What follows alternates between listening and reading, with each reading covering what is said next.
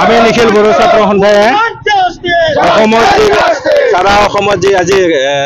ৰিলিৰ যে কাৰ্যসূচী লৈছো এই কাৰ্যসূচীত যেহেতু আমাৰ বিটিআৰৰ যে আজিলৈকে 5 বছৰ উকালি গল 2020 যে 27 জানুৱাৰী আমাৰ যে বিটিআৰ ৰেকৰ্ড চুক্তি হয়েছিল সেই চুক্তিটো আজিলৈকে ৰূপায়ণ হোৱা নাই সেয়ে আমি অল আসামত আজি নিখিল বড়ো ছাত্ৰ সন্থায়ে যে ৰেলী কাৰ্যসূচী গ্ৰহণ কৰিছো আৰু আমাৰ বিটিআৰৰ বাহিৰত যি বিকেডব্লিউএসচি বিটিআৰৰ দফা লগত যি ৰাজনৈতিক অধিকাৰ পাইছো সেই ৰাজনৈতিক অধিকাৰ বিকেডব্লিউএসচিটো আমি আজিলৈকে যে ভিলেজ নটিফিকেশন আৰু ইলেকশন আজিলৈকে হোৱা নাই সেয়ে আমি অসম চৰকাৰলৈ বিনম্ৰ অনুৰোধ কৰিছো যাতে আমাৰ বিকেডব্লিউএসচিটো সোনকালে যাতে ইলেকশন কৰি দিয়ে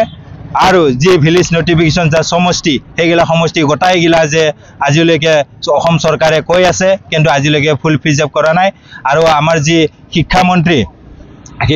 ডাঙৰে যে আমাৰ বিটিচিৰ বাহিৰত যে স্পেশাল টেট যে ঘোষণা কৰিছে তেখেতে মুখেৰে ঘোষণা কৰি আছে কিন্তু আজিলৈকে ৰূপায়ণ কৰা নাই সেইটো লৈ আমি জোৰদাৰ আন্দোলন কৰিছো যাতে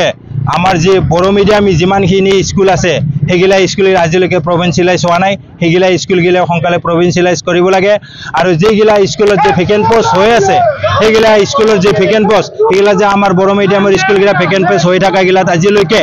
যে আমি শিক্ষক পোৱা নাই যাতে অসম চৰকাৰে আমাক যাতে সেই বড়ো মিডিয়াম স্কুলগিলা যাতে আমাৰ যে ভেকেন্ট পোষ্ট হৈ আছে এইগিলা যাতে সোনকালে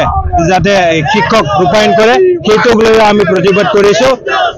অসম চৰকাৰক আমি সুকিয়াই দি আছো যাতে আমাৰ বিটিআৰৰ দফাগিলা অতি শীঘ্ৰে যাতে ৰূপায়ণ কৰে সেইটোক লৈ আমি অসম চৰকাৰক বিনম্ৰভাৱে অনুৰোধ কৰি পেলাই আজি সাৰা আসামত আমি যে